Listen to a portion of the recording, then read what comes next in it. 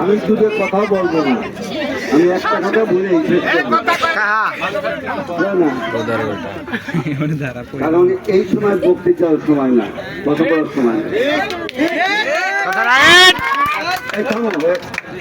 আমার কথা একটা, আজকে যে খেলাধুলা অনুষ্ঠান তোমরা এইবারের ছেলেরা বা অভিভাবকরা মিলে অনুষ্ঠানটা করছে খুব সুন্দর লাগছে।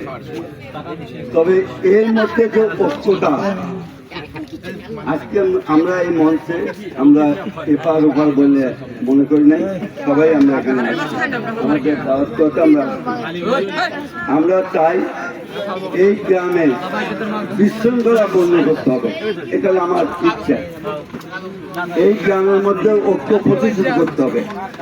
এই গ্রামের যার যেটা সম্মান আছে তাকে সম্মান দিতে হবে। তোমরা আগামী দিনে যাকে